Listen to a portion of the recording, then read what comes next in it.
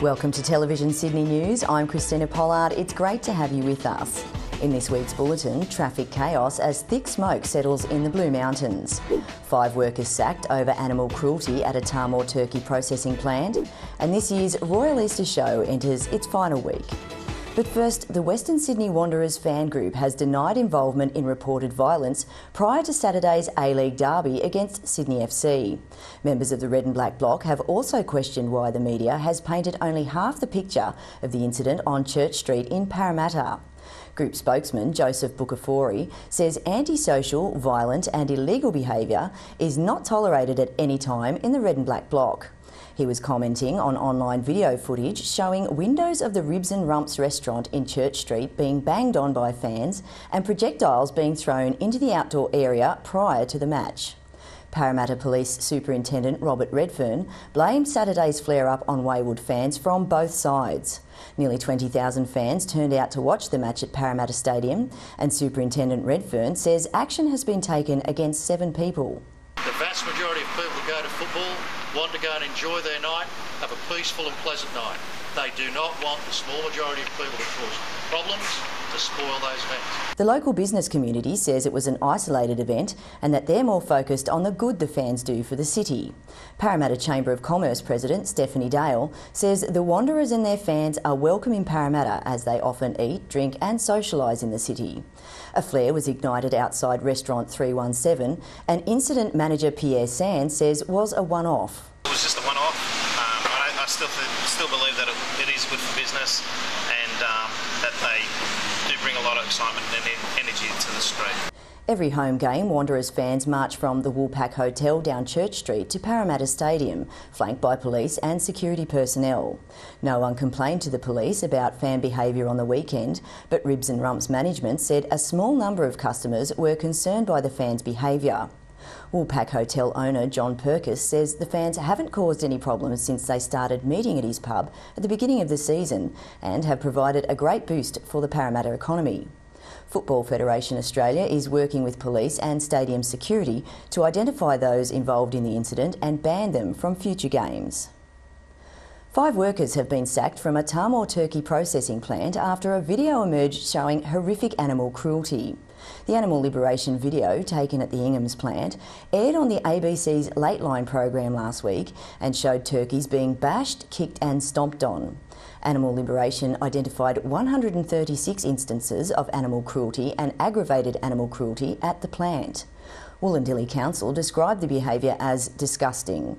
Ingham's Enterprises says the company is committed to animal welfare, had now installed video monitoring in its live bird handling area and would cooperate with a police investigation. Thousands of motorists have been delayed in the Blue Mountains after hazard reduction burns saw thick smoke settle along the Great Western Highway.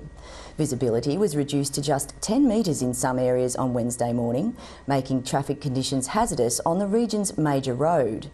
Conditions worsened again on Thursday morning, with the smoke affecting visibility as far as Penrith.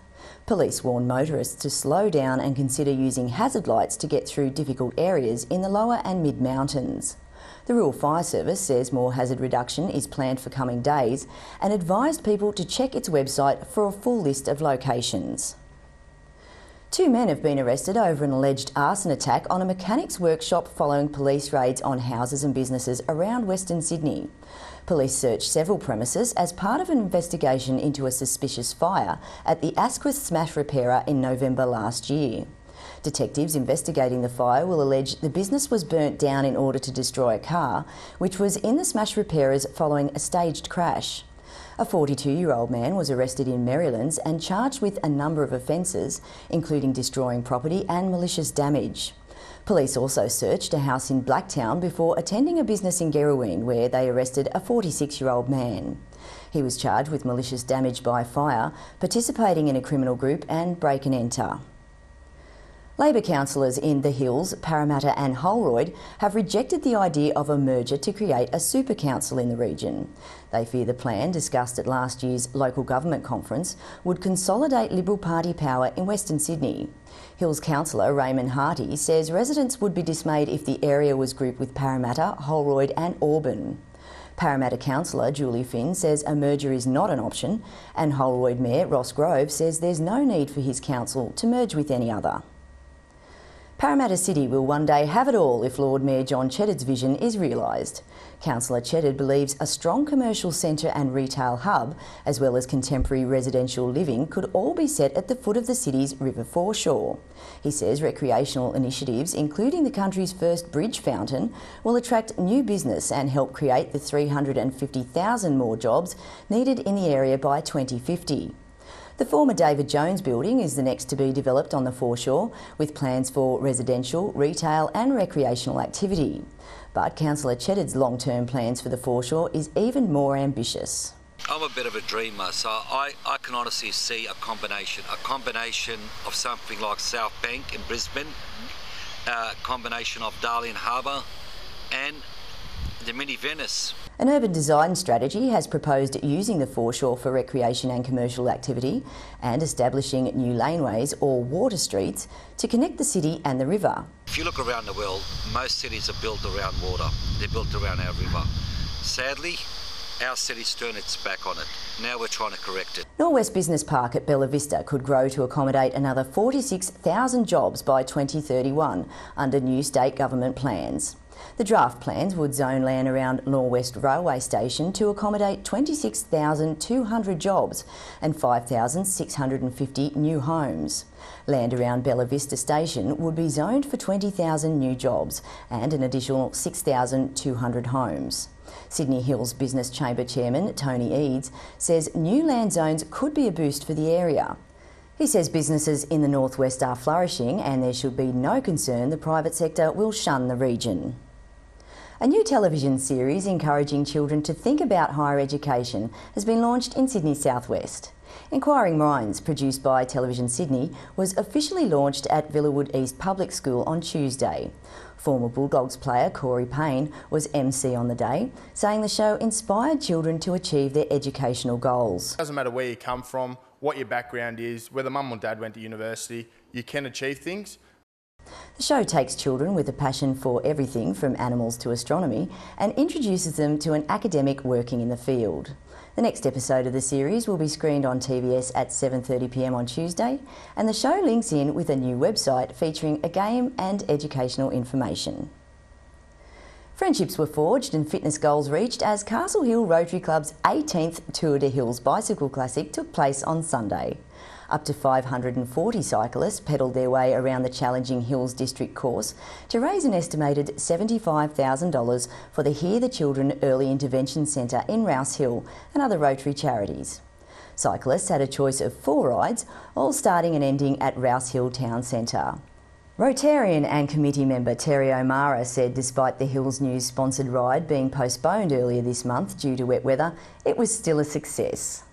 And in sport, the Greater Western Sydney Giants will face reigning premiers the Sydney Swans in this weekend's Battle of the Bridge contest at ANZ Stadium.